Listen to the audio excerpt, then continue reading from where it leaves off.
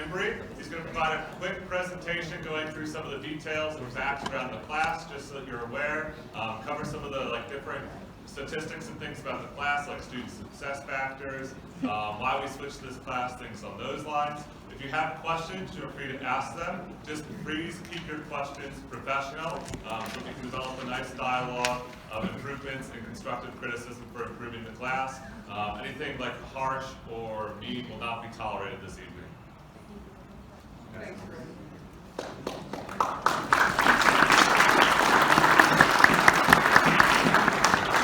I promise not to bite. There are a whole bunch of seats up here, plus more chairs. If you don't want to have to stand in the very back and feel crowded, come on up. I promise I won't even spit on you from talking loudly.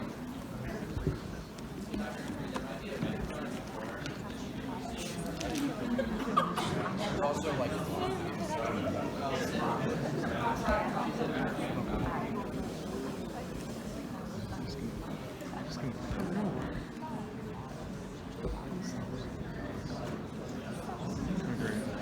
Okay, if you can't hear me, I apologize. I'll try to talk as loud as I can. What Chris asked me to do is talk a little bit about how we got to where we got to. This wasn't just thrown together at the last possible moment.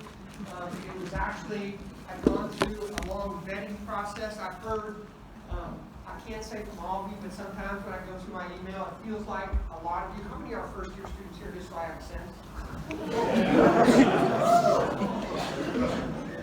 Thank you for coming out and giving some of your time, especially given that exams are going on right now, so I appreciate that.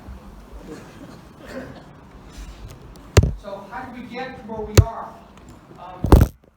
The course sequence that preceded this one started in 2012.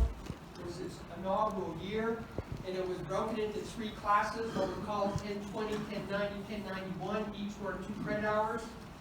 You could read the words of what the courses were, but it basically broke down into an exploratory class of engineering disciplines by hands-on experiments and writing lab reports, and then the second 2 sequenced 4 credit hours, mainly being what people call MATLAB programming, a computer programming class unto itself. As a data point or reference, the historical retention rate in the College of Engineering, and what that means is those who start in the College of Engineering and graduate in the College of Engineering is a long time historical, about 56%. Roughly 20 of the 44% that drop out. 20% of those are after the first year. The second 26%, or the higher number, is during years 2 and 3, and it tails off in years 4, although we still continue to lose some students. So part of what all of this was about was going, our graduation rate is below the national average. The national average is about 62% right now. UC is running at 54% and has done so for a long time. In times when students have gone from 48% retention up to 68 and 70% retention. So part of this was, when we looked at it, was a way of saying, we're having a problem with our retention and we need to fix it. Part of what was instituted sometime about 7 years ago were called learning communities, and that was a campus-wide initiative done to try to help overall first-year retention by cohorting students in classes. So here's what it did for the college. The college to the university graduates somewhere between 84 and 86% of the students to the university. And what we saw was about a 2% rise, so it went from about 84 to 86% rise when they instituted the learning community model that was in existence until this year. However, it did nothing to change the overall retention rate to graduation for college engineering students. So that's why people started to look at this and say, we need to think about what we're doing differently than what we have been doing, because what we have been doing hasn't been working. Second data point had to do with faculty perceptions of your preparation for coming to the class or coming into the upper division courses, and I'll show that here in just a second. To give you some sense of grades, in 1020, which was the first of the 3 classes, about 90 to 93% of the students made an A in 1090 and 1090, so that was 1020, 1090. It was roughly 50% of the students, and then roughly 50-some-odd percent of the students through 1091. And the faculty started going, that's way too many A's for what should be a class that challenges students. It didn't follow any kind of what one would call a normal distribution, and I'm not talking about a weed-out course distribution, we're just talking a normal everyday course that challenges students. So part of this was looking at y'all's long-term success. So in academic year 2016, I'm going to spell first thing. The number of people that have approached me saying, I heard over the summertime, we just figured out that she wanted to change the course, and we were the recipients of that. Okay, this process started in 2016, in the academic year 2016, in the fall semester. It was treated like a design process. We met with every department's curriculum committee, not department, every program's curriculum committee. We have 14 programs in the college, so we have 6 departments, but some of them house multiple programs. We met with the curriculum committees of each of the programs and basically asked this question: what first-year engineering student outcomes would enable your students to be better prepared for courses in your programs? That's where the whole conversation started. We went through that through academic year 16 and then spring of 17, and then in the fall of 17, we met with the curriculum committees again and said, this is what we heard everybody say, here's the feedback that we're looking at, we gathered more information, and then in the spring of 18, we met twice with each of the curriculum committees as we wrapped up and said, here's what document we're going to go forward with. And then finally, in the fall, April of 18 is when the College of Engineering, all that got approved by the curriculum committees, and then it was voted out by the faculty. What I've heard from students is this is all Dr. Embry's idea, his vision of what's going on. No one else has any idea what's going on. And in fact, all this has been communicated to all faculty. But you got to remember, we're a college of about 160 some odd faculty. Some choose to pay attention, some choose not to pay attention at any given particular time. Full stop. To say that we did not get buy-in from the faculty is just not a statement of fact. The fact is that this, in order for this to go forward, it needed to be approved by the College of Engineering faculty, and it was. And then we moved forward to implement it after that. So what were their major concerns? Why the change? Well, first off, our retention was one of those big ones. The second one were this list of items here. And this is an abbreviated list. If you want to see the full list, I'm more than happy to share that with you. But they said our students don't possess critical thinking skills, problem-solving skills, logical algorithmic thinking skills, mathematical thinking. They are struggling with equating the math that they're learning as part of first and second semester calculus with anything that we're doing in engineering. And then while you had, well, not you in a generic way, while students had a year's worth of exposure to MATLAB, they were going into sophomore level classes in mechanical and aerospace engineering in particular, where people were most vocal about it, not being able to use those tools.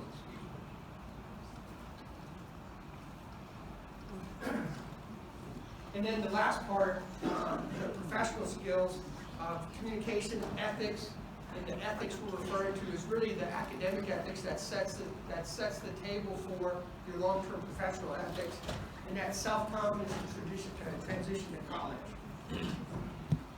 So the bottom line of it all was the course was designed that we now know as design thinking, engineering design thinking 1 and 2, but it was to change the focus of the course from these disparate topics of an intro to all the engineering disciplines, when the majority of you come in it as a discipline, and running experiments in the discipline, and specifically focusing on MATLAB, to say a lot of these characteristics that they were looking for can all be brought in under the guise of design and design thinking and everything that takes to support that.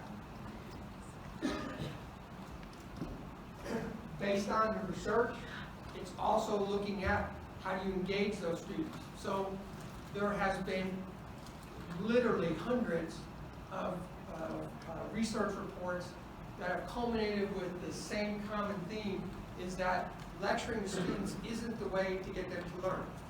That the pedagogies of engagement, particularly use of inverted classrooms and collaborative learning and teaming, is by far the most effective way to get students to begin thinking and working together to improve their overall learning.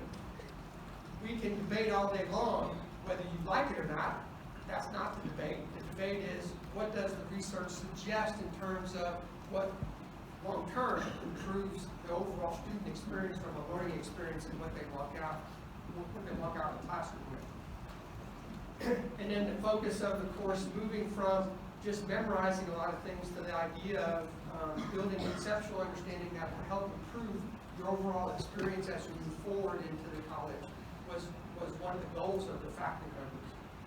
Ultimately, from our perspective, and now I'm speaking specifically from a first-year perspective, first-year engineering perspective, is working with you to change your high school model of success to that of your model of success for college. That's what we're really trying to get you to do. What you learn isn't as important as how you're going about learning it, because that's what you're going to build on as you move forward. Sorry. So the course has 6 foundational areas that kind of address all of those. We call it design thinking, mathematical thinking, algorithmic thinking, systems thinking, spatial thinking, and professionalism, plus the peer mentoring. And peer mentoring was brought in prior to, or the old model of learning communities had you involved in cohorted classes. About 80% of you were involved in that in the fall semester. The number dropped down to 45% in the spring semester.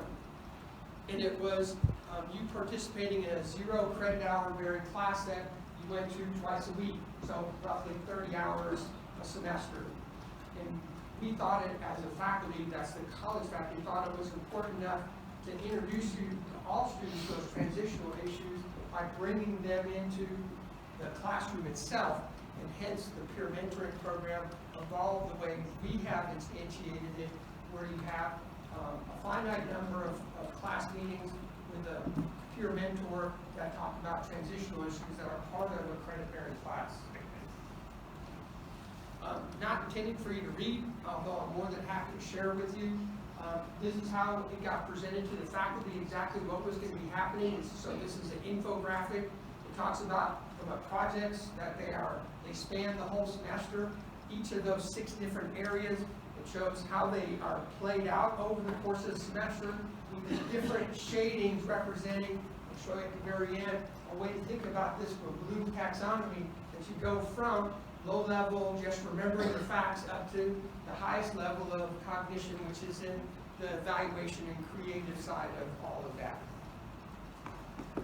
Again, the course is aimed at trying to get you to focus on these foundational ways of thinking: design thinking, professionalism, mathematical thinking, spatial thinking, etc. The second big point of the course was to demonstrably shift it from being that which students perceive 100% for 4 of the credit hours as being a computer programming class, to that which was more mixed into different types of things that we were trying to do. So from a design thinking perspective, thinking algorithmically became an important concept we were trying to get across to you. It wasn't to make you programming experts, it was to get you to think along a way from an algorithmic perspective to solve and then make engineering decisions. And by engineering, I mean that in the broadest sense. Engineering technology, computer science, construction management being the major areas besides engineering within the college. Third point, I heard and I read, because I read every one of the student evaluations across all the different sections, and what was thematically the thing I read, I can't quote you because I read so many different variants of it, but it was, this course is a grade killer. Full stop. And that was repeated over and over and over again.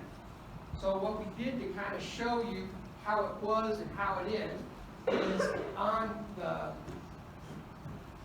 whichever side your left side. on the left side was the 3-year average of course grades from just 1090, 1091. You're looking at the distribution of those, and on the right-hand column of that, you're looking at what the grades were for the fall of last semester.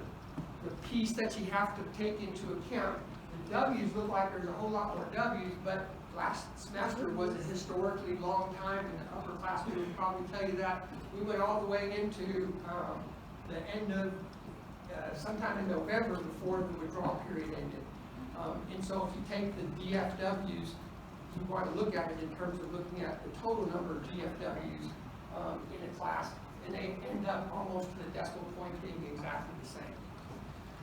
The second piece I heard was, I can't tell you from how many kids, sorry, how many students, not kids, or young adults, how many of y'all said everybody's getting out of engineering. Well, in fact, I would not call it statistically significant, but the bottom line is that the data would suggest we didn't lose more students, we actually gained students than what we had from previous years. So everybody that would come into my office and said, yep, everybody that I know is getting out of engineering isn't supported by the facts of the retention from last year. Again, the goal here is not to make you experts, and I get lots of emails from y'all saying, I could be much better served by, and you name it, in some level of expertise. We're not trying to make you experts in anything. What we are trying to make you experts in is learning. And the whole goal is how do you regulate your learning so that you can improve your overall success as you move forward in your program. Not in a data point here, but I'll use it as a segue to this. So here's what we know after collecting data for 2 years prior to making any changes.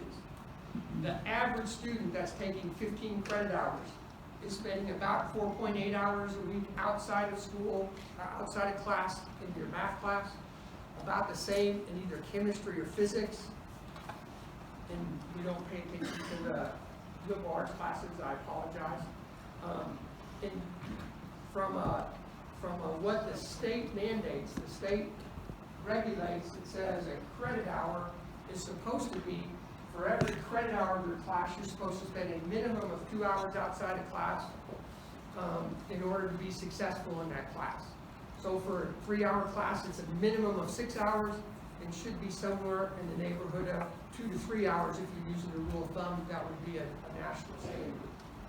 For that, then, when you look at the amount of time they're spending on math, which is, you said 4.8 hours, it's a 4 credit hour class, it means you're spending a little over an hour for each credit hour of math. In our opinion, you're not spending enough time on math.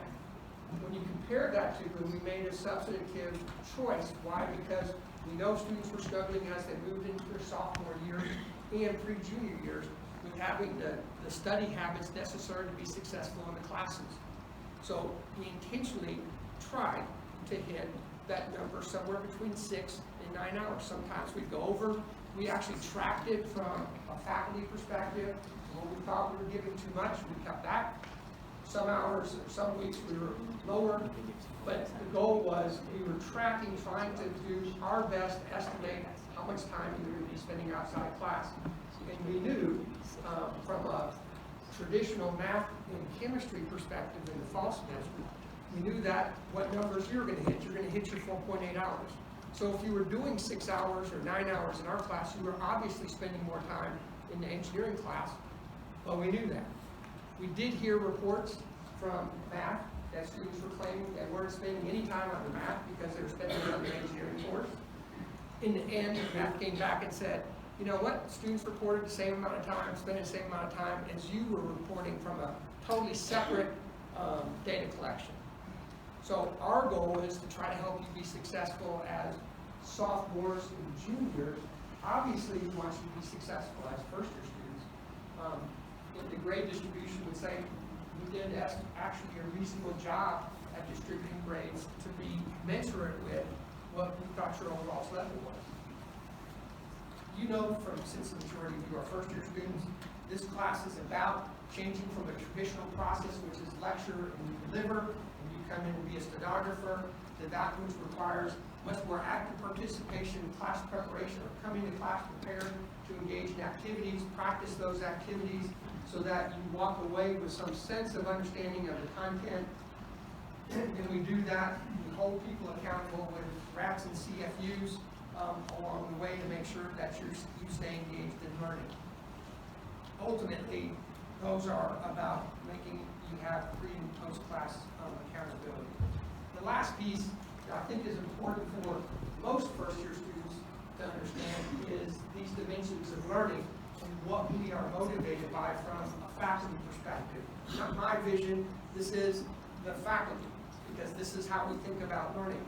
In the late 1950s, a man by the name of Bloom developed a taxonomy of learning, which is this dimension right here, and it basically says you go from simple memorization to high levels of creativity based on the knowledge gain that you're making in that cognitive domain.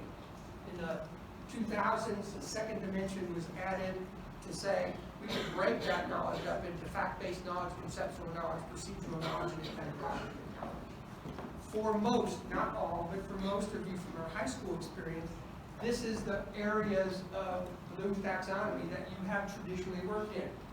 And it's why when we start asking to do things differently, there's met with some resistance. By the time you finish up your first year, and absolutely as you move forward through your upper division classes, you're going to be moving through all these different dimensions, and all the first year is trying to do is give you the experiences so that that doesn't come across so onerous. Why is that important to us? Because we're trying to change that big number, that 26% that we're losing, semesters 3, 4, 5, and 6 from our database. Okay, with that, I'll open it up for questions. On the way back.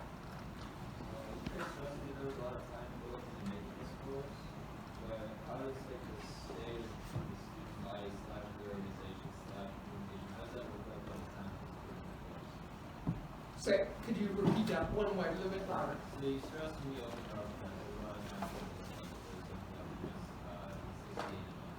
how does that reflect the compassion versus the need of line improvements?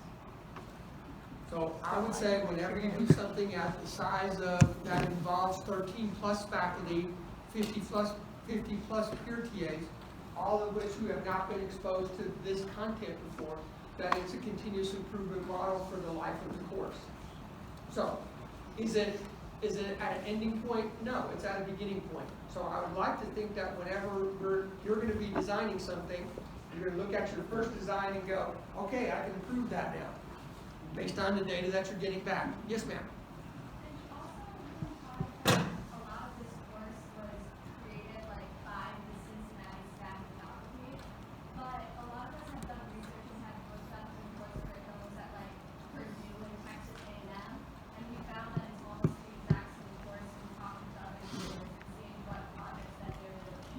And if you look at and were to go to other schools, you would find that there's a lot of similar things across all of those as well. So there's a community, we meet once a year. It goes all over the country, but it's a first-year engineering experience conference, and that's where a lot of people pick up ideas. Obviously, I would be what's the right word? Remiss in saying that I came from those institutions, so I bring what I think works from places. In the same way, faculty that have created stuff here, we've embedded that into the courses. Yes, ma'am.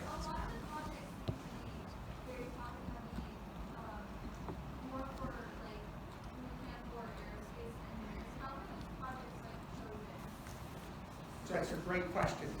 So no matter how you pick projects, you're going to disenfranchise some group of the community, no matter what projects you pick.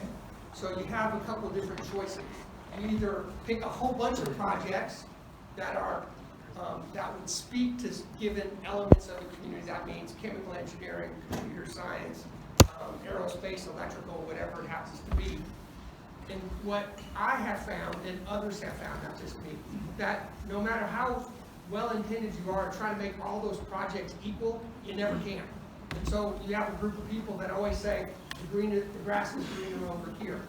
So what we are trying to do, are we there yet? No.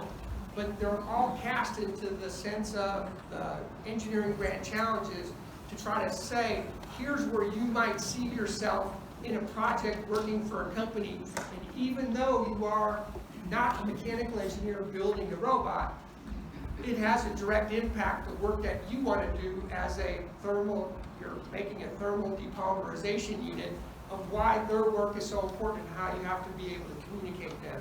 So we tried to cast them in the engineering grant challenges. You may ask, why the robots? The robots are a physical way to be able to get students to see the logic that they are trying to develop. So you write a computer program and it prints out a number and you go, oh boy, it worked. Here, not saying it's always true, but when the robot is supposed to go straight and it makes a right-hand turn, you go, something's wrong with my logic. So it was just simply a way to make things visible. Yes, sir. Would you say that you would be in agreement to something like competence-based admissions, right? You would agree with that, that would be a really good idea. Say it. Competence-based admissions, you agree with that, that's a good idea, right? Keep going so that I don't agree to So,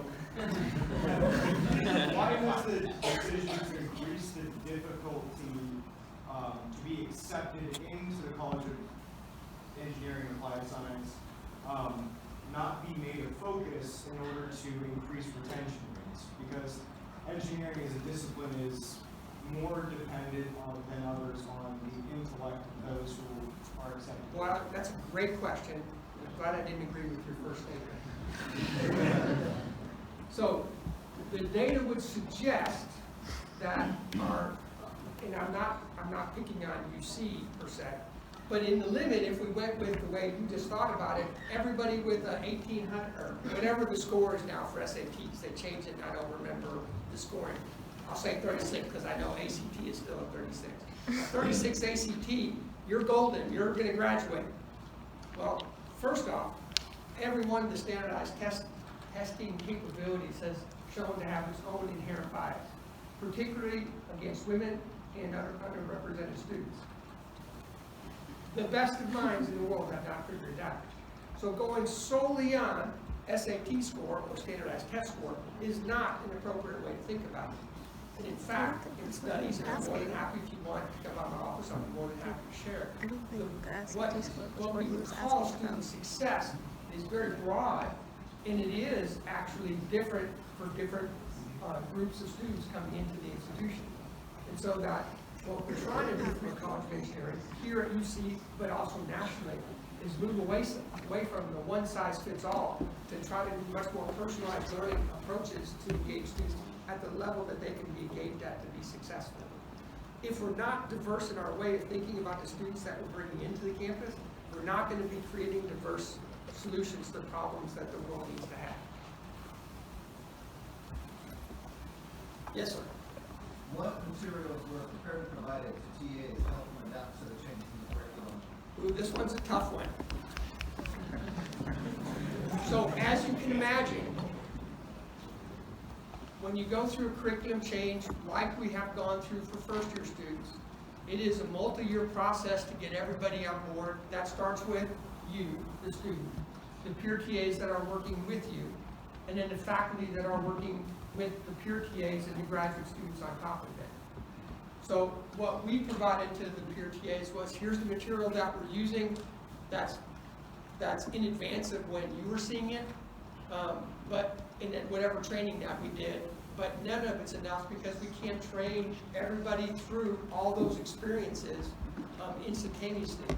I thought the peer TAs, and if there's any here, you all should give them a big round of applause because they have done a yeoman's job of learning the content that they have had little exposure to. We're now finally in a segment of the course where they actually would have been exposed to more of that material because backlog was part of what their core understanding prior to this year. As you move through the system, then you will bring your experiences with the things that you're learning, and then it will start to it will become self-repeating then after that. So, did we help them as best we could? Yes. Was it the best possible experience? For the first time ever, we did a multi-day training of our students before they started this semester. We had never done that before. Do we need to do a better job of that in the future? Absolutely. But the only way we're going to get that, you are our source of labor for this, and it will be you that come through that will have the experiences that you'll be able to pass those off in a more positive way to students in the future. Yes, sir. Yes, sir. Why is the program not compartmentalizing what we learn?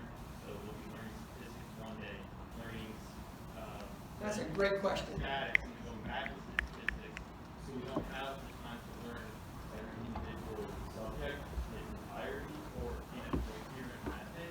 We just keep ping ponging around. So what is going to be done to address that? So, I'm going to answer this, you're not going to like my answer, but if it's a question, I'll give you the best answer I possibly can. Design is not a linear process. Design is an iterative process and a review process throughout its whole entire development of whatever it is you're designing. How I've tried to say it to students before, it's not like math, which most of you have had all throughout your undergraduate, through your high school, your K through 12 system, where one step builds on the next step, builds on the next step. What in the HE double toothpicks does teaming have to do with method of selected points? Not a damn thing. But if you want to design, what's the center of all of this? The hub of this whole process is thinking about how does all this play together from design's perspective. And we can't just walk through every single topic area until it hits its end and then say, okay, now you can forget about it, because you're going to be revisiting things. So we actually, the switch, if you recall, we were finishing up last semester with doing the start of descriptive statistics. Mainly it was somewhat artificial, but we wanted a way for you to be able to use arrays in Python into whatever we marched backwards in LabVIEW.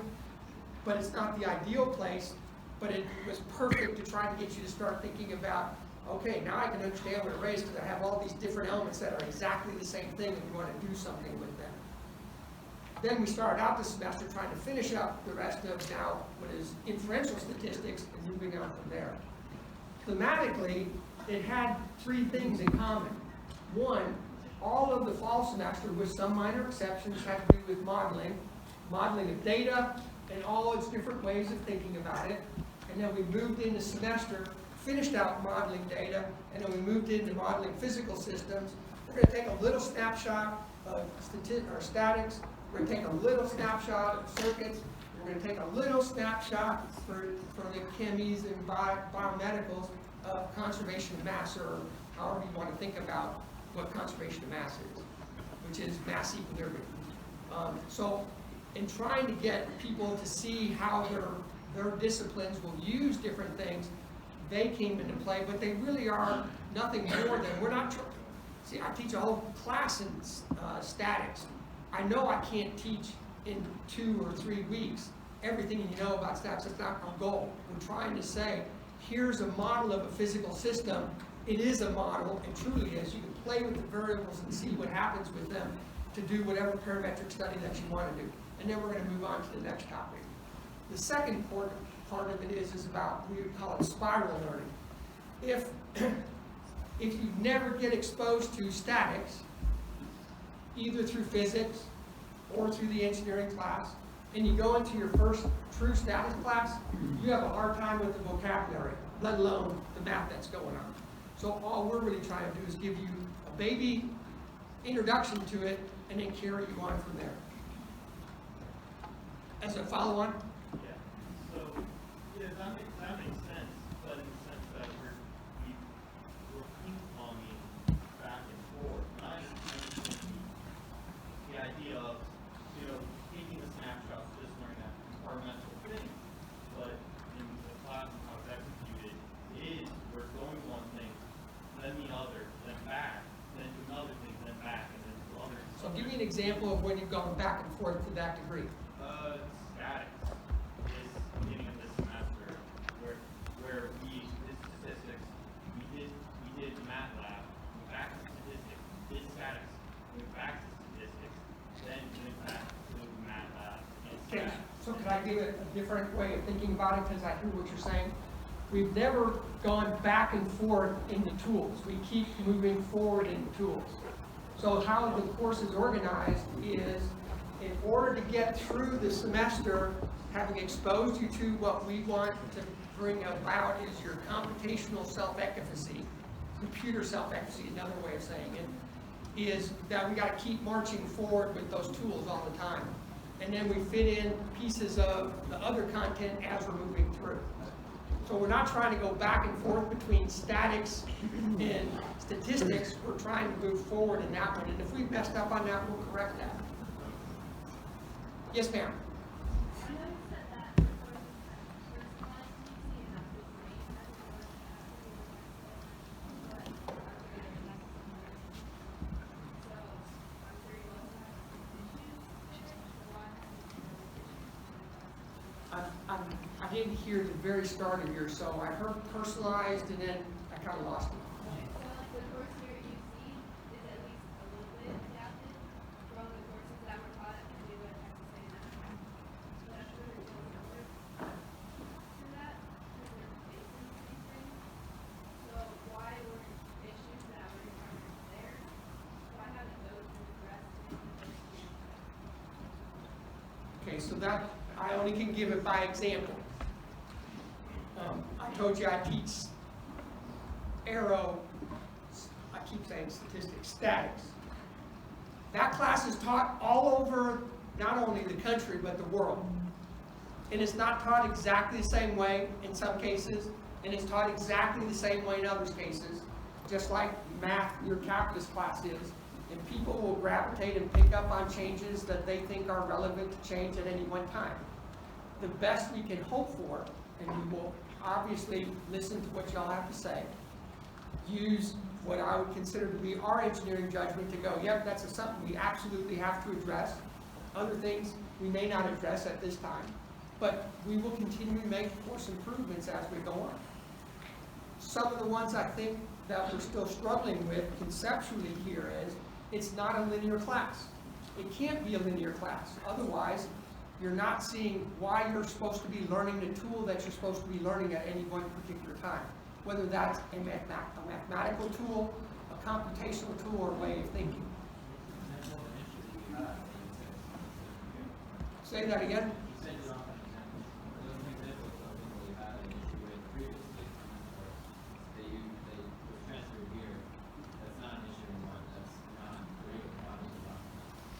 I can't answer that question. I can't. I'll try to. You're more than welcome to come by my office when I've had a chance to think about it.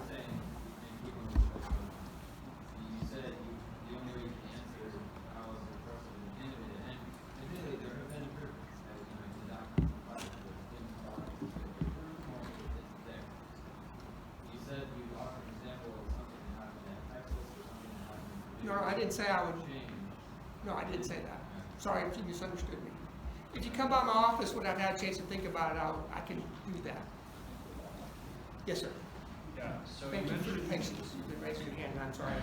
no, but, so you mentioned that you and other members of the engineering education department reached out to faculty throughout the engineering college to build this new curriculum. Was there any reaching out done to upperclassmen that had been through, been through engineering foundations, engineering modules, and to see what their aims on the coursework and what they thought could be improved and what they thought was really useful, what might not have been? No. I can add a little bit to that. So I am the student representative. I was a big part of this case last year in the spring.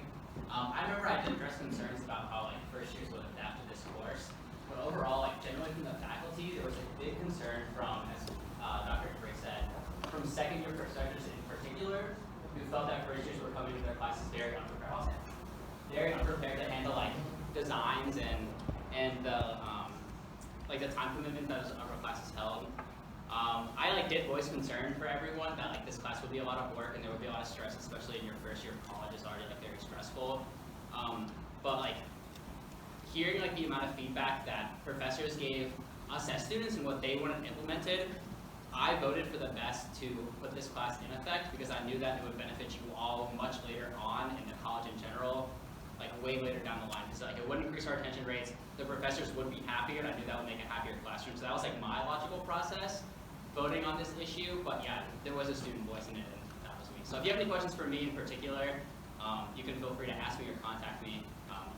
They're on the slide, so I'm sure Chris will give you my contact information. Can I follow up on that? Yeah. So it's not a, with no disrespect to y'all, it's not a faculty tradition to go to students and say, what should we teach? That's supposed to be what our job is. You may not agree, and I absolutely respect your opinion not to agree.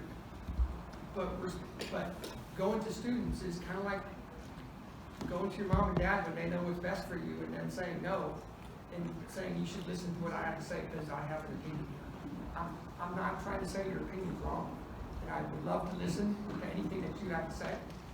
But generally, faculty across, not just first year, but across all of curriculum, don't go to students and say, tell me what we should be teaching you, or how we should be teaching. Things go and do that. Is that right? I'm going to take a faculty role and say, I'm supposed to know what's better for you. It may be painful for you, but my job isn't to kill you.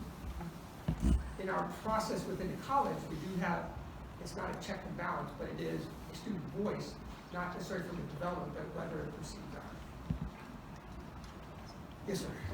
So, can you just kind of address the discrepancies between sections of the course? I know some sections have had to take CFUs, whereas sections after them have not had to take CFUs. Give more examples if you need, but you want to talk about that at all? I think the hardest thing, getting faculty, with no disrespect to our faculty, getting faculty to move in the same direction is like herding cats. They're all going in whatever direction they want. In the past, historically, this department, or this series of courses, while they were coordinated, every faculty member just did, they had to give a common test, but they did what they wanted to do as everywhere in between.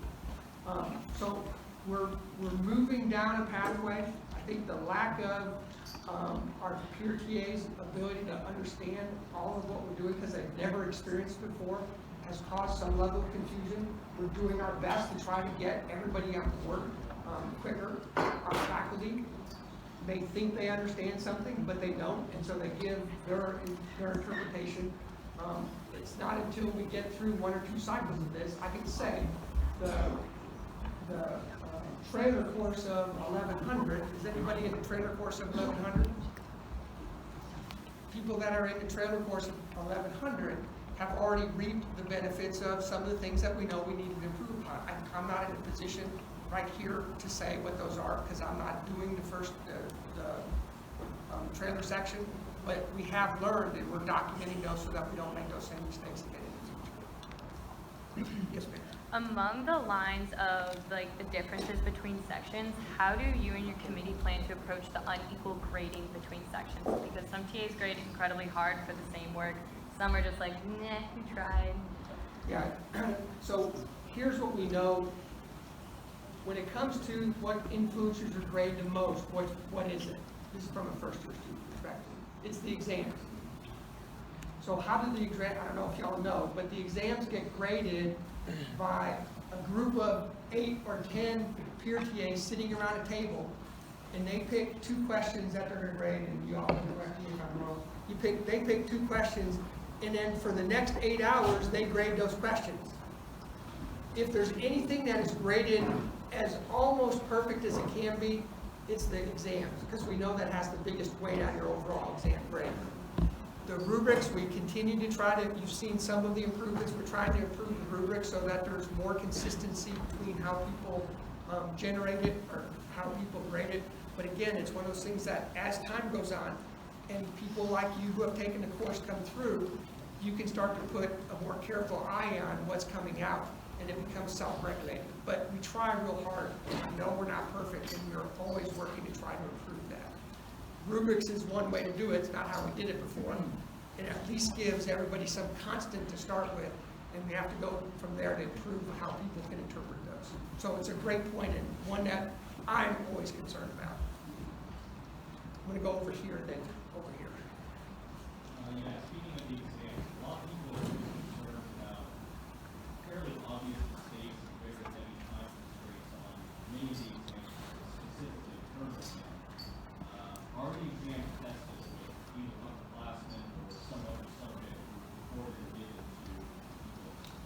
So that's a great question, and the answer to that is, we don't have somebody sit down that has not taken this class and has no way of being able to do a good job on this. What we do is for the questions that we know, or we have questions of whether that's gonna be a 5-minute problem or a 15-minute problem, we give that to students. It could be a peer TA or a graduate student that hasn't seen the test at all to say, solve this problem, and then we use that as a time basis. So we don't have people sit down and take the whole exam for some obvious reasons, that a lot of people just don't have the time. But at this juncture, at this stage of our development, we don't have people trained across all those areas that can sit down and do it justice at being able to tell us and give us good feedback. As we move forward, if someone like y'all were involved, you'd be able to sit down and reasonably sit down and go, yeah, that is way too long because I remember how to do this problem and it takes 15 minutes to do this. On the longer problems, we do, because we think that's important. Yes, sir. So there's like a concept about that, like a 40-minute lecture from a teacher that really work like that model really work. I don't really understand how a 40-minute video sent to us goes over by a computer program and that. So it just seems like it's going to Okay, so can I put it in a little bit different perspective, because in parts you're not wrong in how you're assessing it. So let's start with the faculty member coming up and delivering content for 40 minutes in class. And then you walk out and you go, what in the hell did they just talk about? The goal of the inverted classroom is what? You watch 40 minutes of a video and you go, what in the hell did they talk about? I got these 3 words out of it, and come into class and go, you need to explain this because I didn't understand the word that was going on. It is all about preparation. If students read, which we know that you don't, that would be a different thing. But the whole goal of the inverted classroom is to give you that low-level Bloom's knowledge of what's going on, so that when you come into class, you're prepared to ask questions and or engage in learning that's happening, so that when you finish that class, you can go one step higher. So the only thing I would, like, there's like been a lot of days where we come in and we immediately have a wrap. So like, we do have questions on this page, we immediately assess our knowledge of information that was given to us by So I will yield to everybody's personal experience in their classes, but how it is supposed to work. That first portion, especially of those classes that have to do with computer tools, there's a 15-minute mini lecture that's given by usually graduate students, some of the faculty do it, and then, which is supposed to address questions that students have been asking, because we give you a form to be able to ask those. They address those. That's your chance to go, no, I didn't understand something, and then we give you a wrap. So that's our attempt. We'll look at that and say, do we need to improve this over time and do it differently? What we're really trying to do is get you to come in and engage in learning instead of being reactive and just being a scribe writing a bunch of stuff down. That's the real goal. Yes, sir.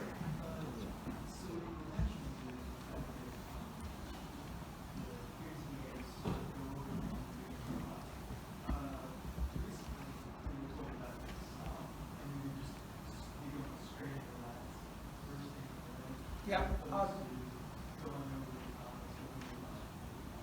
That's a great question. The reason for the change is mainly looking at the data of the modules. So here's some typical data from this semester. And if you're wondering why we made them score modules instead of MP4s, one of the reasons was not to be a big brother and watch over you, but we needed to have some sense of what's going on, and we can't track that when we're just MP4s. So the score modules allow us to be able to look at, one, did a student complete this, because they're usually embedded with quizzes, and we don't care what your score is, but we can see if you completed it. The second is we can look at how much time you spent on it. And here's what I can tell you. There's about 1,100 of y'all in class. For any given module, somewhere between 300 and 700 people actually start that module. Percent of them spend 1 minute or less on the module. The other ones vary in time from what we would call traditional, 20 minutes to an hour, to some, I think some of them just turn it on and they leave it on because it will show that they've been on the module for 1,600 minutes. So if you pull out and say what's reasonable for the module, because we know what time it was geared for, we then can say this is on average how many people were doing it. The concern was that y'all have disengaged, so we're trying, I don't know if you, I can tell you from the last module we did, which was on phi level in MATLAB, it was this 18-minute module, less than 300 of y'all watched it. I would have thought if you brought it up and goes, oh, this one's only 18 minutes, I'll go ahead and watch this one. So we're trying, we're gonna do our best, but the faculty felt that students aren't coming prepared to class. And so let me finish on this one, not to interrupt you. So we'll gauge down the knowledge level of what we would expect students to get. We're really trying to say, did you open the book, did you open the module and get some understanding of what's going on? Not a higher order level, which is potentially what we did on the module so far. That wasn't really the goal, but that could be how you're looking at it.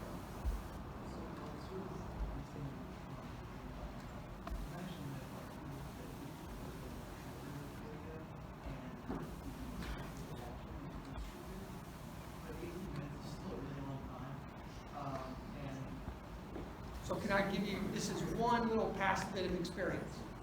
This is a mistake that we built on, to give you one correction. We built a lot of times, instead of having one module that was 60 minutes, we made 4 modules that were 12 minutes. And what students would do is they'd watch the first one and then they wouldn't watch any of the rest of them because they didn't know they were supposed to. So we said, we're just gonna glue them all together, and then a student that wants to watch all, if they know this is what they're trying to get through, and no one can come back to us later and say, we didn't realize that we were supposed to watch these 4 modules before coming to class. That part we will iterate on and try to make it better. Yes, ma'am. So some of the modules last semester, like by the end of the, like near the end, it would show up that it, like a watermark from a different university. And I was just like, kind of curious about that. Did you know that was happening? No. Yeah, so like one of them was from Texas A&M and another one, I don't remember, but it was definitely not UC. And I was like, I found that interesting. But the robot voice, it really gets me. Like, if it was a human, it would be so much easier to pay attention to. I will answer this one. So I'm not arguing back to you, so just listen to what I'm saying, because I hear you. So here's what I've listened to, students. I've gotten emails, these videos go way too fast. Could you put it as an MP4 so I can slow it down? Another email, these videos go way too slow. Could you put it in an MP4 so I can speed it up? Mm-hmm. We haven't released them here. Well, we have had some, because we posted ones that are not primary watching. We give them as ancillary ones. Could you please ask Dr. Bucks to speak, not in such a monotone voice, because he's really boring. No disrespect to Dr. Bucks. We made modules where it was made, all the modules were narrated by the same student. And we had students that would say, I can't stand it, that student has a cold today and we can't do anything about it. The whole reason we went to the voice synthesized one was real simple. Our ability to be able to continually improve those over time. When you have a human voice that narrates them, your ability to be able to change them instantaneously because you found a mistake or a better way of doing something goes down dramatically. So all we're really trying to do is make it so that everybody can access the latest and greatest. If you don't like the voice, I don't know if you noticed, but there's a closed caption. You just turn on closed caption and turn off the voice. But I think that's one of our big goals, is make the voices better. Going to a human voice, the cost, and I don't say monetary cost, the time cost to be able to do that, to make changes, makes it almost impossible to make a change and then get it back out to the students in some quick turnaround. But I hear you, and I promise you we will continue to work on that. Yes, sir. How do you plan on better working with faculty that you know the students like? Like among students, the 2 favorites that jump out are Professor Osmond and Professor Bucks. And I know they've made modules on file.io and arrays, and you put them in there. But do you have any plans to increase the integration of their work into the course? Yeah, actually one of the pieces that we're working on, and this is a hard one for us, one of the things that Dr. Bucks does extremely well, I cannot do it. He can talk and type and listen to what you're saying and give your input as right or wrong as it will be, and he can do that in real time. I personally can't do that. I have a hard enough time talking, let alone talking and typing with any precision. So we're in the process right now of creating a series of, we would call them real-time experiences. It's really it's trying to replicate one of the things Dr. Bucks does really well in class, and that's how do we go through this problem thinking aloud in all the frailties that thinking out loud actually has. We just hadn't gotten a way to where it comes across natural, comes across very forced. But we are trying to embed some of their teaching style into what we do as we move forward. So it's a great suggestion. Thank you for talking about it. And I'll make sure I tell them they got a good attaboy. Yes, sir. Do you call the course engineering education called ENED or Do I call it ENED? or ENED? I call it ENED.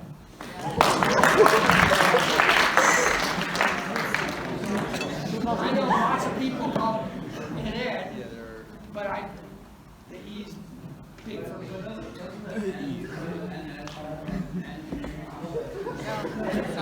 This one, I will actually, we can put this to a vote by everybody and say, which way do we want to pronounce it? And I'll go with it. It comes out like 50-50 every time. Yes, sir. So, I think everyone here can agree that in this course, whatever you want to call it, has experienced a lot of unique difficulties that come with the information course. I was thinking of how has the grading of the student performance in this course been not edited, but has reflected a little bit on that. Hopefully some of those. Okay, so I'm going to try to internalize this and give you back the question so I'll make sure I understand. Because of some of the difficulties by the students, is that reflected in how we go about grading? Or is that not what you're asking? Kind of with how some of the TAs aren't able to cover as much as we would like them to, and the work material isn't exactly perfect. Just dealing with those difficulties and it being kind of harder for us to be able to aid and use the material. Okay, so that was a difficult one. I'll try to repeat. It's going to be a slight change. How has the course tried to adapt the grade distribution that it has, given the population of people that we have that are working with the course? Yeah. Okay, so first off, we tried to move. You may not have noticed. We tried doing this in the fall, but to some degree we were successful, some degree we were not. We tried moving away from a very scripted way of thinking about what a right answer is. So what do I mean by that? If you look at a lot of the rubrics, especially for the programming pieces, they have nothing to do with syntax. We tried to move 80% of your grade away from, did you conceptually understand logically what you were trying to accomplish? That's why we ended up making the syntax cheat sheets, for lack of a better way of saying it. We didn't want, because you did not put 1:1:3, that you get a wrong answer, because it should have been 1:3, even though those were exactly the same. So we've tried to move it for people that are not as experienced in the syntactical piece, a more general way of saying, did you see a for loop? Did you see a while loop? We don't care about the syntax.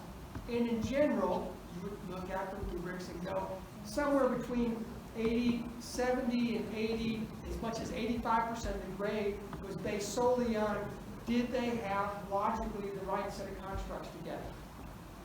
The other 20%, I'm using that as a base. Then they could actually run tests and go, no, they syntactically did not do this correctly. So if you go to the problems, we'll go to problem solving format.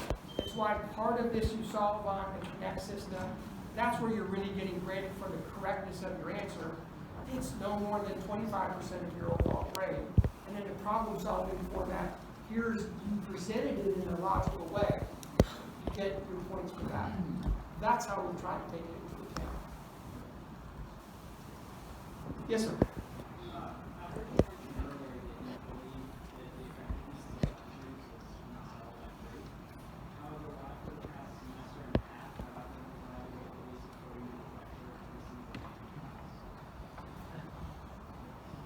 So the question is if lecture isn't a great format for delivering information, why almost every single class do you get a 40-minute lecture?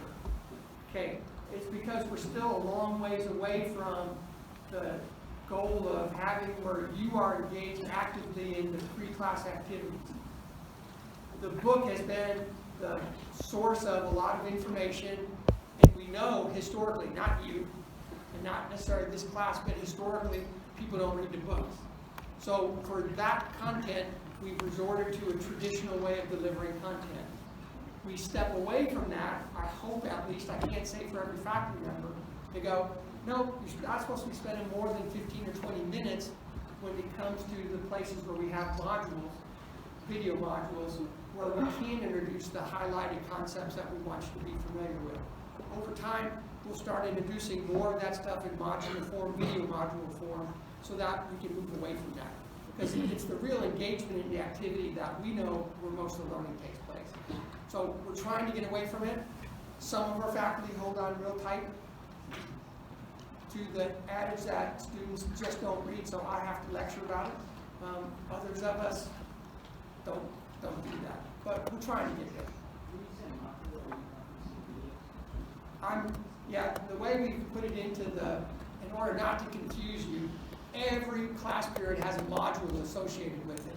That could be a video module or it could be a reading module. Generally for the modules that have reading associated with them, you'll see us doing lecture content. For the modules that have videos, less, that's when they usually do the mini lectures, which are 15 to 20 minutes.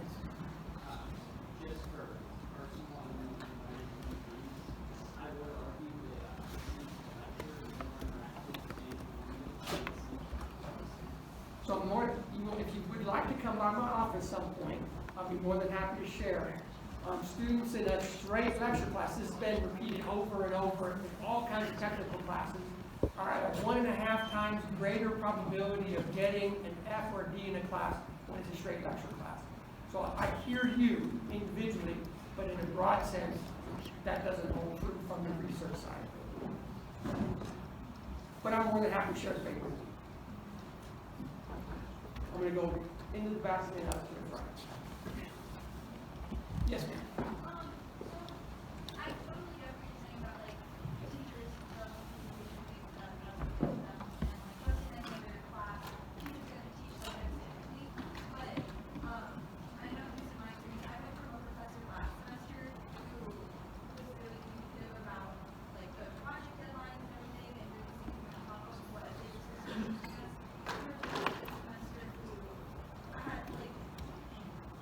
Incorrect slides, like everything was wrong, and then if I would ask them different questions about the specifics within the project, and they just say, I don't know, or I'll ask them questions when they seem to just have no idea. What is provided to those teachers, or the professors, sorry, that...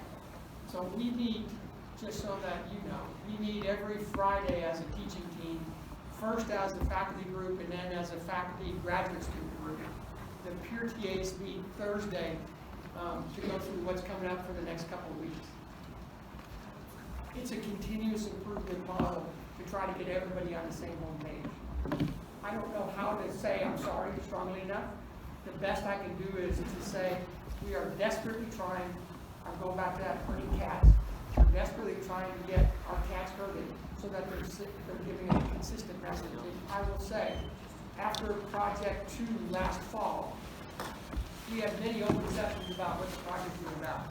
And most of them came at the very end and went, okay, now I finally get what the project's about. Because they had their own blinders on. That's why you don't change projects real often, because it takes faculty, it may take them several years before they understand the nuances of what will help students be successful. And then couple that with peer skills, you all coming behind going, oh yeah, here's how I know I can help you, because you'll have the best understanding of what's going on. Before I take any more questions, I will get to you. I wanted to thank everybody that took the time to be here tonight to ask questions. The only way we can improve is by having a dialogue like this. Yes, sir. I wanted to ask, you talk about making a grade more balanced. Did you hit your goal with the 13-point curve on math assessments midterm, the 13-point curve on math assessments final, CFU's not being handed out, the project seeing the majority participation points from what we saw in the grading? And in addition, I taught some new math majors for last semester. They told me that calculation was 82%. They were marked out as an A. Did you hit your goal with all those curves of making the class more balanced? so I'll answer that from several different perspectives, so if you could bear with me.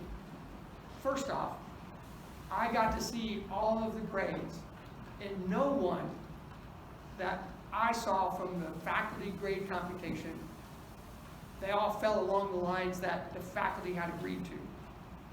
Now, I did see, because I had lots of students writing me, not even in their class, saying, here's what I calculated my grade to be. I don't understand why I didn't get whatever their grade was.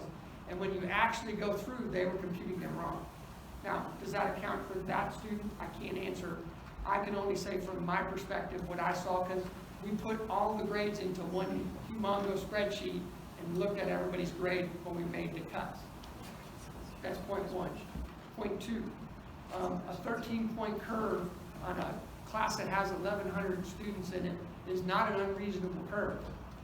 I can look at math in some cases, physics in other cases, usually they're the culprit, and chemistry in third, where there are large curves. A 13-point curve I don't consider to be all that disparate from where we are trying to hit. Now, the project participation rate. What the faculty would overwhelmingly, when we sat down at the end of the semester and said, what did we do well and what do we need to work on?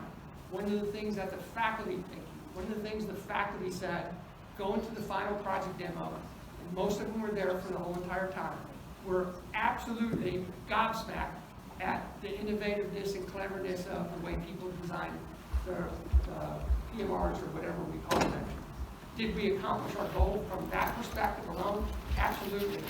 There were some 300 teams, and no two teams looked exactly the same, or very few. They're similar. And I'm starting to see that already for this semester. So did we get students to think out of the box? Can we do better? Absolutely. The number of CFUs dropped, I don't recall, because I didn't pay that. All I get is an average grade. But it wasn't the faculty purview to drop lots of CFU grades. CFU one was mostly referenced the math that CFU was the other week, where half the class didn't take it, and the other half that did take it, almost no teams finished. I only know of around 5 teams, including mine, that did finish. Yeah, and so the faculty have already talked about this. For those that did take it, I hope I'm not walking anybody's toes, but I'll say it anyways, and you can say you heard it from me. For those that did take that CFU, they will be given the option to be able to drop a lower one if one's lower. If it's not lower, then it's just not going to count. Thank you. Yes, sir.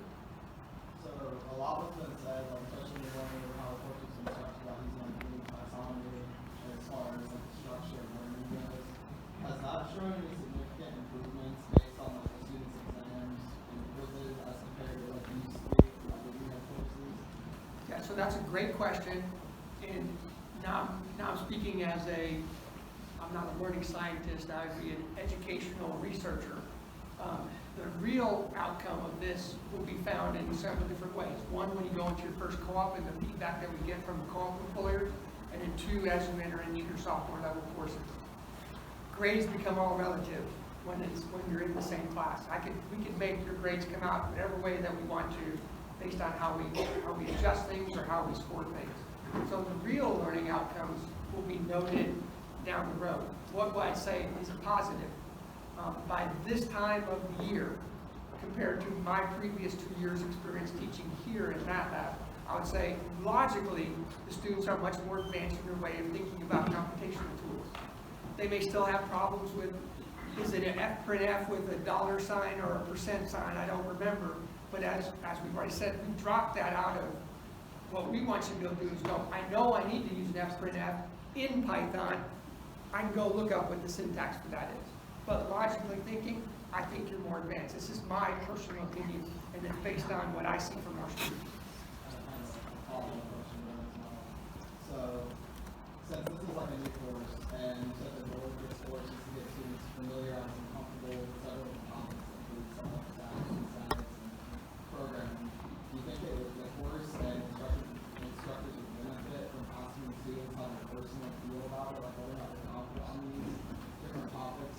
I just asked because I know none of the engineering classes I'm going to actually address whether or not we feel ready and prepared to go over certain So you may not remember, and we will do the same thing this semester. At the end of last semester, what we gave you were what the published learning outcomes of the course are. And then we gave each of the topic areas and we said, tell us about your experience coming into the class. Tell us if you feel grade on us, not us, but grade yourself on a scale from A to F on your level of preparedness to engage in this topic area in the future. And we had 1/3, how important this was.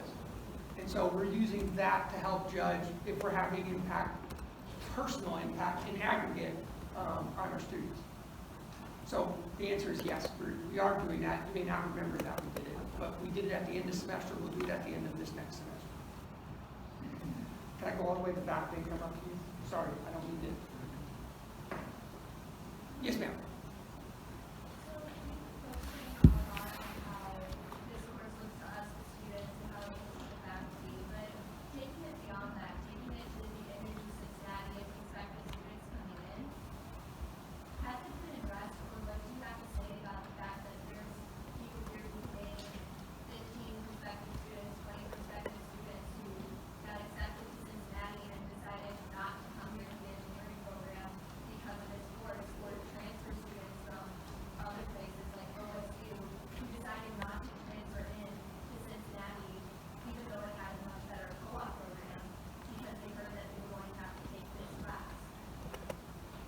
So that comes from y'all, right?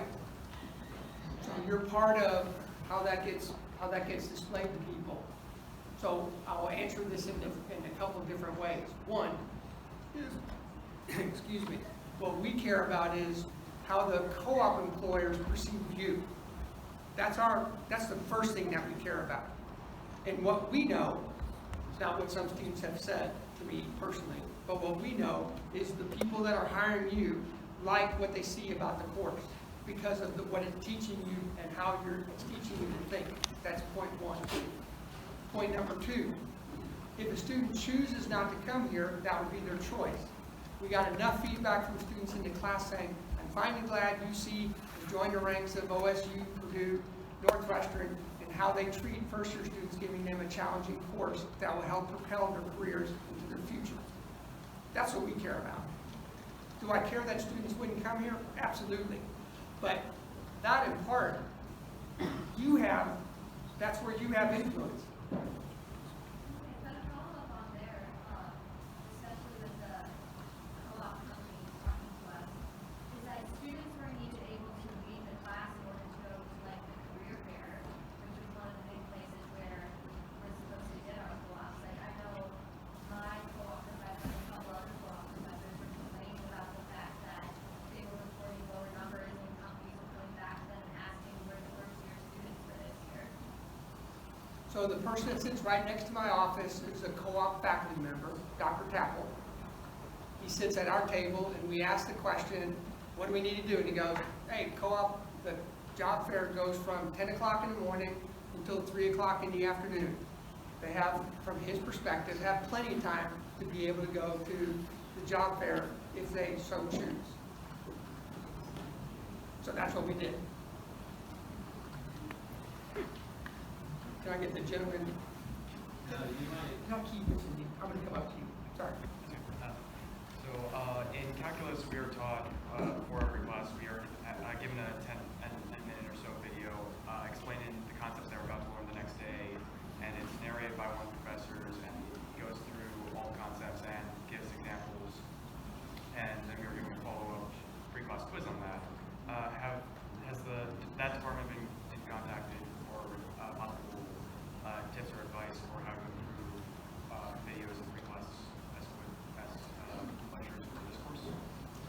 So the question is, in the back, have we consulted with Math, who already produces videos, and asked for their advice? Well, it actually comes from all the same source.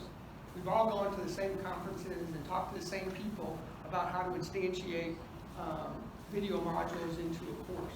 So have we gone specifically to them? No, but we all go to the same resources to try to figure out what's the best thing to do.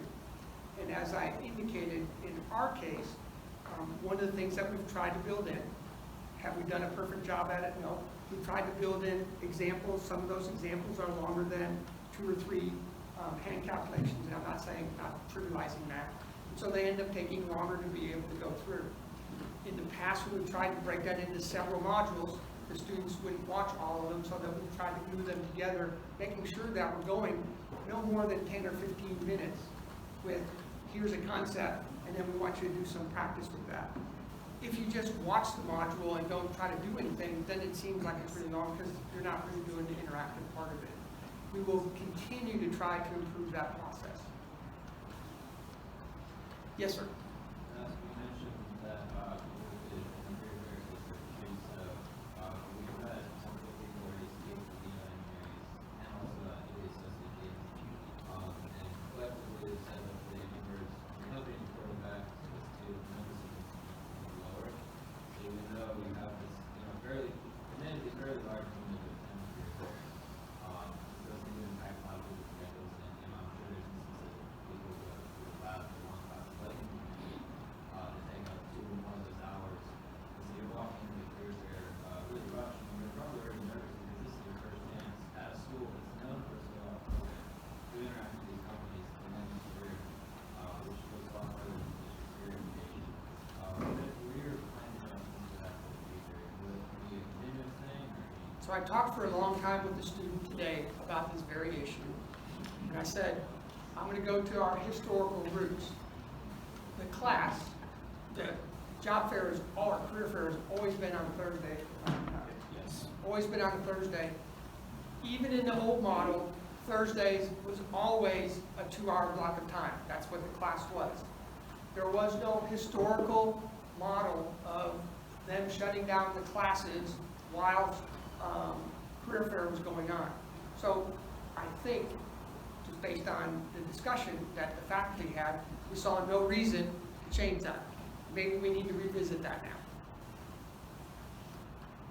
So, one thing they were sort of getting at a little bit of that, is the fact that the class, they're not a lot of improvement as far as, late assignment or anything like that.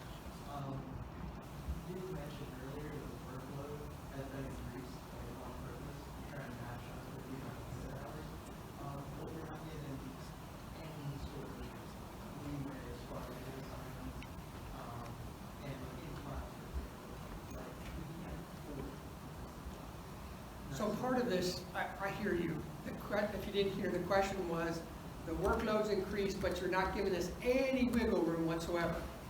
And we had a discussion as the faculty, if you recall from the fall semester, we had the OOPS assignment, that if you missed an assignment, we didn't care what it was, you could do an OOPS assignment in place of that particular assignment. When it came to the spring, everybody said, no, now they should know how to manage their time.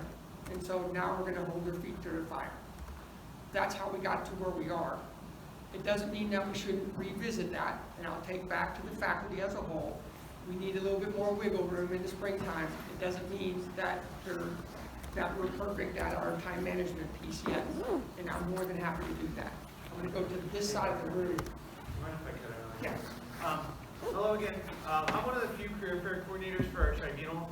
There's been a lot of talk about career fair and employers saying that student attendance was lower. That is not confirmed at all. We have not released that data or even approached it. That's actually what we're going to do this Friday, is take a look at the data, take a look at the employer complaints that they wrote out. The only thing that I heard verbally throughout the day of the career fair was that they were unhappy about the venue that they were placed in. I did not hear anything about student turnout and how they were unhappy with that. So if there's any talk about that, I'm pretty sure it's just untrue. And that is information that we do release later. And if you guys have any concerns or questions about that, you can reach out to me or Alex or Kunal. So. All the way to the corner. Yeah. I just want to address that real quick too. I called it by the email up saying, please go to this company specific because I heard very little, like barely any participants. Was it at Honeywell? It was Honeywell. Yes. So the issue with Honeywell, when I got that email, I was very concerned. I went up to Teresa Ahmad instantly and asked, hey, what's going on? Is this an employer complaint? I want to hear it. I want to know what's wrong. And the issue that they were having, we put Honeywell and TC Great Hall, and they had student flow all day long. Their line was filled. They even joked with us that they couldn't even get lunch because their line was so busy. And they even stayed 45 minutes past when the career fair closed to finish out everyone in their line. So they were completely busy. The issue that they had is that they didn't get the types of students that they wanted. So they had a lot of information technology students when they wanted engineering students. So really what it comes down to, if you didn't do your research and see that Honeywell was in 2C Great Hall, there's really not much else we can do. I sent the booklet out multiple times throughout the week. It's all online where they were going to be. It's really just the students' effort to take that effort and see what they're going to be. But the only complaint that Honeywell had was that they did not get the types of students that they wanted, not the student flow itself. Well, I also had another question. So, do you feel like treating like this class of students as like guinea pigs may sacrifice the quality of education that we receive this year? Like even, I know improvements are being made, there are improvements from first semester to second semester, and even if you manage to pick most of these things that we've experienced for like later classes, even next year, what will that mean for our class? So I would not use the word guinea pigs ever. The first time when a faculty member we got in the past 2 years, Dr. Reed, how many new faculty? 35? I would not say those 35 faculty, when they taught their class for the first time, that all those students were guinea pigs. We took an educated approach to how we were presenting things. We had students, a large student cadre, that was coming up to speed and learning, but the last word I would ever use you is as a guinea pig, because we've used methods that are tried and true. I could go to the extreme of a guinea pig if we had never done any of this before, and it had never been done anywhere in the country before, then you might be able to feel like a guinea pig, but that's not what the case is. And I'm sorry if you feel that way, because that's not our intention at all. I think there are people that are learning how to operate in this environment, just like any new faculty member, even experienced faculty members, are going to act when they are teaching a class for the first time. Yes, sir. No. Well, okay, I'll go all the way back. I keep throwing my ring around. Sorry. Do you feel that this course was successful? Absolutely. Not a doubt. And I also think that any upperclassmen in the room would guarantee hands down that you guys are getting more out of this than we did for models and foundations. Yeah. Go ahead. Piggybacking off of that, for me personally, and I feel like other people agree, that like this bouncing back and forth or spiral education, or whatever you call it, we're not actually understanding content. And we're getting a real quick basis on something. We're expected to know how to do it perfectly, and you can say we're doing it off of like participation and knowing the thought process, but it doesn't seem that way at all. I hear you. Yes, ma'am. I just had a question about regarding projects. I noticed that it seems like that there are aspects or objectives of the projects that a lot of people seem to miss the point where we end up getting zeros or very low scores. As you said, it's very hard to change projects and it's very inconvenient, and it's also inconvenient on our part because then we have to adapt to the new guidelines that you made. So I was just wondering what you think can be done, or what you plan on doing to not necessarily make the project easier to the point where it's, you know, it's like super easy for us to complete, but more achievable so that we can see actual results instead of just a process and not knowing if our process will work. That's a great question, and here's how I'm going to start. Successful failure is the greatest opportunity to be able to learn.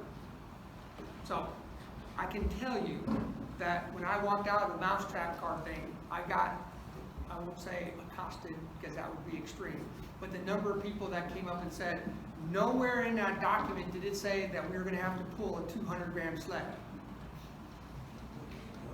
And the people around would go, you have to be kidding me. Last semester, in my class, my section, for the subtask, the first subtask of Project 2, I had 14 teams, so roughly 56 students or 52 students in my classroom. And I asked them, how many of you read that this was going to be on paper? 2. And then when I asked, how many of you, now that you knew it was on paper, how many of you actually tested on paper? 0. Part of it is to introduce you to a way of thinking and reading that allows you to be adaptive to whatever the circumstances are. My experience from a co-op perspective in talking with co-op employers is they want students that know how to ask questions and not be intimidated by the technologies that they are confronted with. I would say that that's what we're being successful with. We're not trying to change the project and the rules and everything else on it all the time. What we're trying to do is give you a way of thinking about what a project is. I'll use the last subtask, so in my class, because I debriefed about it, everybody said it was supposed to be on concrete. And I said, where in the document did it say it was going to be on concrete? Well, we assumed it was, and then that's where I started. So you got to think about, in design, you got to think about what assumptions you're making and know whether you can force them to be true or whether you don't control them.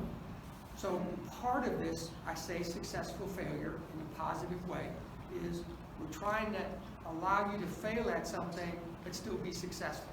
Because we know what? When you fail at something, it helps you improve for the next time. Do we want people to be mad and disgruntled and everything else? Absolutely not. And to the degree we can minimize that, that's what we should be working on, and that's what we will work on. Can I come to the middle and then come back? Yes, ma'am. So with the last project, the subtask, you mentioned how we had all assumed that the floors would be concrete, whatever. How will that, not knowing all the information for something that we are programming, benefit us, especially if, like, in our actual co-op job, if we receive a job from a customer, they're going to tell us everything that they want their product to do. Well, that's the difference between me and you. I absolutely know somebody that's having you make something doesn't know everything that they need to do, or else they do it themselves. What they're counting on is you as the engineer, co-op student or otherwise, to be smart enough, and I don't mean that by brilliance, I mean it by process, to go, here's some things I need to understand better in order for me to be able to help you. They may not know that the floor texture is important. You as an engineer would know that. So to think that the employers are always your customers, are always going to give you all the information, that one I would have to disagree with. Or we'll have to agree to disagree.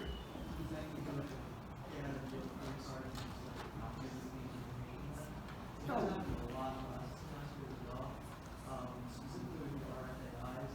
There were quite a few instances, specifically about terrain on the cycle task, where people were getting either like really different information on what was going to happen, or they just weren't getting enough information at all. It seemed like it didn't.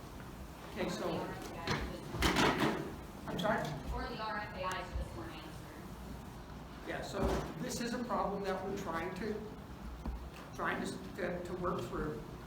If you saw the script, all the answers for the RFAIs were done by script, meaning we know what a lot of the questions are, and it becomes the familiarity with the peer TA that was going through trying to find it. In some cases, I would absolutely agree with you. One person thought you were saying or asking this question, and they answered it. Another person reading a like question thought you were asking this question, and they answered it the way they answered it. That's real commonplace in the workplace. The real goal is to help you understand how to write questions so that everybody interprets them the same way. That's what the goal of Project 1 or Project 2 was last semester, was how do you learn how to ask questions to understand the problem, because the problem statement always won't give it to you. In this semester, the problem statements are pretty much given to you. Although, from an interpretation of an engineer, you are reading or not reading elements of that that make it difficult for you. So the question was asked, how are we supposed to know? The document, especially Project 5, Project 4, I think also says it. If you don't know something and want to know it, just ask the question, and then we'll answer it. And in fact, it says we'll develop a frequently asked question page so that people that ask questions, we can post it so that everybody can benefit by the questions that you're asking. So we want to help you in that regard. So the projects from last semester are different in scope from the outcomes of what we're trying to achieve this semester. Yes, sir.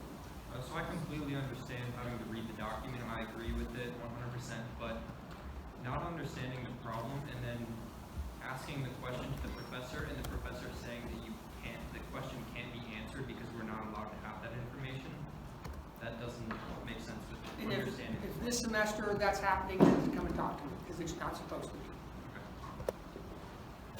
All the way to that. Earlier in your presentation, you said that the assumption is that we spend around 9 hours outside of class working on homework and other related classwork activities. I spend at least 12 hours a week working on homework, both projects. In addition to those both projects, when we were introduced to them in class, our professor had told us that it was to model how, as an engineer, you were constantly working on multiple projects at the same time, which I wholly agree with. However, I have 4 or 5 other classes. Those classes have labs, they have other homework, and they have other projects. I do believe that that would qualify as working in other projects, and I believe having a class assign 2 simultaneous projects is a bit much. I feel like I'm sort of drowning in work unless I spend 12, 15, 17 hours a week on homework. So I'd like to see some critical reevaluation of how much time students are spending on classwork in the class, or outside of class. Because I feel like the current amount of work we're expected to perform is a little bit too much for a 1,000 level class. So is that a question or a statement? That was a statement. I guess my question would be, what could be done in the future to evaluate for future classes and for this current semester the amount of work that students are doing outside of class? How can we help bring it to more the expected 9 hours per week outside of class? So we are desperately trying to gauge what that is. Some students, it's an average number. Some students absolutely are going to spend more time. Some students are going to spend way less time, and it's what comes out to be average. When we see that we are going way over, we're trying to adjust.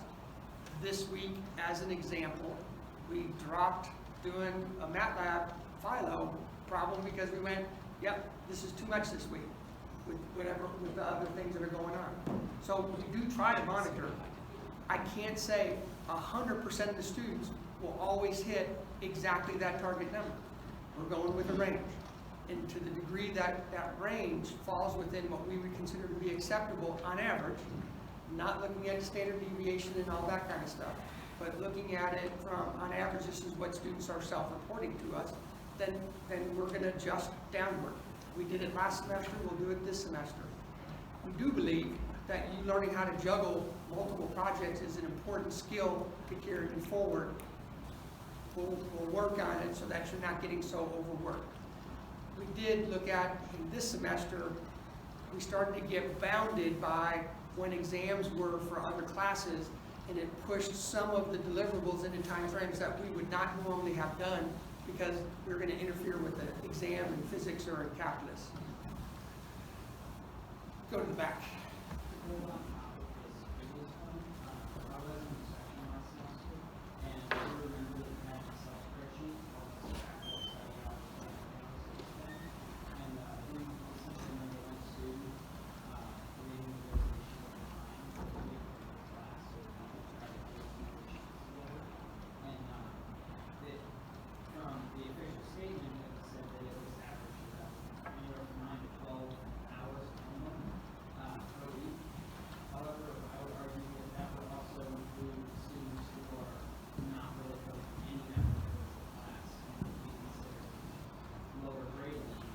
So like a good researcher, I throw out the high numbers and I throw out the low numbers and use the average from the middle numbers.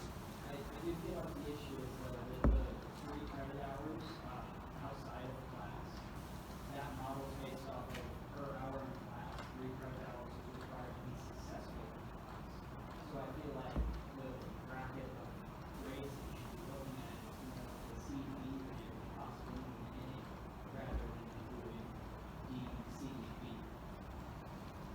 Okay, I'll take, that's not how I would interpret it, but I'll take that and I will listen to that and see if that actually plays out. I've never analyzed it from that perspective. So that's a good thing to do. So the problem presentation method is very tedious. I understand the benefits of it in that it helps make sure we have all our steps correctly marked. However, for simple problems that usually take us 20 minutes to solve all 3, it takes us over 3 hours just to get the correct paperwork done. Even then, when I have the correct answers, I get points marked off just because I have something that is off, even though when I compare it to the exemplar method online, it is identical. So is that a question or is that just a statement? Well, it's a statement, and I was hoping you could explain what the benefit of it is with simple problems when you said we should probably just have one Okay. question. So could I just shut that? So he asked, I spend an inordinate amount of time just laying out the problem-solving method for really simple problems. Here's the only way I can answer it. Sometimes, and I'm using a student quote here, Dr. Embry, I finally got it. Sometimes I have to do stuff, easy stuff, the hard way, so that when I have hard stuff, it will be made easy. If all we did was give you hard problems that required you to be able to do the problem-solving process or use the problem-solving method, then you'd get lost in the problem and not in the construct of what we're trying to get you to do. We surely, and I would hope that you'll come and see me, we have no intention of a problem taking 3 hours to write out. That would not be at all what we would ever estimate in any of the times that we do. So come and talk to me, then I can actually understand where you're coming from. But then we understood the process last semester. We all did several problems like this last semester, so we're hoping we would get the basics. So now this semester we'd be able to do difficult problems or just drop it. Yeah, and we thought the same thing until we did the final exam. And then we saw how poorly everybody did on the problem-solving problem. Not on just the simple mathematics of the model that you were creating. And it said, we need to revisit this because obviously they didn't get it. So, valid point. But come and talk to me because I'd really like to understand. I don't want you spending 3 hours writing out one problem. That would not be a goal at all. Yes, sir. Okay, so for the first subtask for Project 5 this semester, we had an 801, and I noticed that part of the teams were in the lobby outside where it was a smooth floor, and part of the teams were in 801A through D, which has the rubber floor. Is that kind of where you're touching about where we can't really assume things about the environment? I just want to clarify that for myself. Yes, ma'am.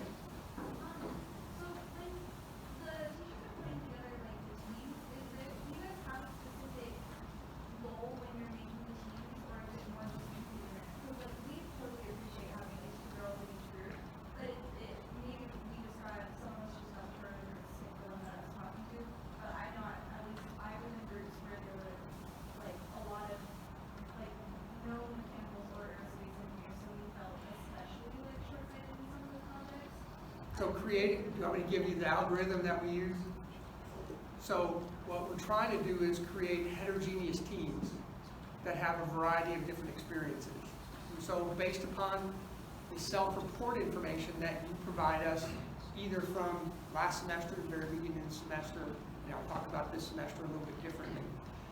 We know from the literature, if you're a women or an underrepresented students, that not to feel isolated, we are generally going to always create a team that has at least 2 women in it, or 2 underrepresented students. That's just to give them a sense of being in that, having a voice on that team. Before that though, what we first did was we looked at, because we knew that the tool aspect of the class was important, we looked at how you self-reported your background in either just straight using computers, Excel or programming experiences. And based upon how the self-report was, we made sure that at least, with the exception of 2 teams out of 300 and some teams, at least every team had at least one person that had self-reported, not traditional, but formal programming experience from their high school experience. And then we went to, can we have a team that has at least 2 women on it or 2 underrepresented students? We then looked at what kind of experiences did they have from high school, did they tinker with stuff? We did not look at, your intended major. Why? Because I already said earlier, 44% of y'all are not going to be here by the time you graduate, so that doesn't become a constraint for us. In the springtime, we wanted to make sure we pulled in your performance from last semester and said, we don't want to put together a whole team of people that did poorly last semester because that would be a disastrous team. So we tried to look heterogeneously how that played out, and then also did our women and underrepresented minority students in the same way. So we were thoughtful about it, or we try to be thoughtful about it based on what the literature is informing us to do. I was told last semester by my professor that after the final project, we'd be able to grade our teammates on their effort or their perceived effort. I don't know if it was like it would be factored into their grade specifically, or if they would ever get feedback, but that never happened. Could you give us a reason as to why that didn't happen, or if that was never the case in the first place? Yep. So having students evaluate their teams has both a formative and a summative, should have a formative component as well as a summative. We gave the students no chance throughout the semester to give any feedback to their peers on what they were or were not doing well. So to come and blast them at the very end saying, excuse me, I'm going to use y'all's language, you suck at this, is not fair to the students. Mainly because they don't know really how to judge them. That's part one. Part two, what we saw, and it's called halo effect, when you have students self-report or self-evaluate their team members, is no one really wants to be responsible for lowering anybody's grade. So everybody gives artificially high grades to everybody because they don't want to be the ones that cause them to get a lower grade. So with those two things, pitting you against one another becomes a really tough thing. This semester, we're trying to do that somewhat a different way and asking, if you looked at each one of your reports, has an accountability of time that you're spending, because that we know is one indication of your engagement in what's going on. Okay. Yeah, because I had a less than favorable experience last semester, and I was kind of keen on giving them some feedback, but I just never got the chance to. So I do, in my class, I did 3 or 4 of them last semester of team facilitations. You should not feel that you have to deal with your team by themselves. We're going actually right now training our graduate students and the faculty on how to do team facilitations so that they can either approach you or you can approach them and say, can you help us, because we're having a hard time as a team. You don't want to leave you hanging by yourself. So you talked about the algorithm for first semester, trying to put people that did build and code as well as the same team. Well, just like a suggestion, at least for me, in my personal experience, I never had formal education in coding, but I found out first semester I really love coding. So maybe a reevaluation in the middle of the semester for next semester, so that you can update some of these people that learn that maybe I'm not as good. Sorry, I should have explained a little bit better. Okay. We didn't use that survey from the very beginning. What we did was we went through the exams and pulled out all your exam results that had all to do with computational tools, and that built part of your score. Okay, that makes sense. Sorry, I didn't say that clearly. My apologies. Yes, sir. I'm just curious as to know, if any of the lessons learned from when the university switched from quarters to semesters, if there's any similarities between that and now, that course update. Yeah, that's a tough one. We did go back to when, remember I said they created the 3 courses. They built the courses they were at the time they switched from the quarter system to the semester system, and we talked about, here are the things that we know we had problems with. We tried to mitigate those as best we could, but obviously we still have, it's a work in progress for us.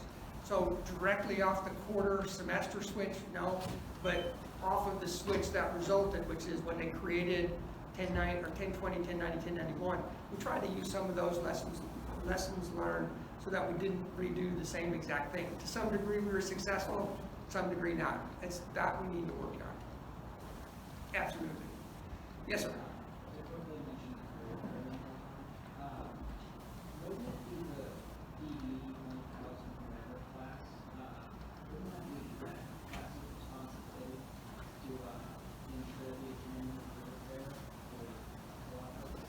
That's a great way to talk about it. I'll have that conversation with them. I can absolutely applaud that way of thinking about it. I just also wanted to include that this isn't the only course that doesn't cancel on Career Fair Day. That's pretty common that, and your professors want you in class on Thursday. They don't really care that it's Career Fair Day. It's not just this course. I can reassure you that. Y'all have been great. If you didn't want to say a question out loud, but want to come down and ask me personally, I'll stay right here until everybody leaves. But I don't want to keep you any more than what you're already spent all this time. But I really appreciate the feedback and comments. It may not sound like I'm listening. I'm trying to listen. Some of you are asking questions and I try to give an answer, but I really do appreciate the thoughtfulness and professionalism by which you engage in a dialogue to help improve the overall experience for our students. I can't ask you more strongly, as much as you may think you dislike this course, to consider applying to be a peer TA, because you will make the difference in the students that come behind you. Full stop for me. Thank you all very much.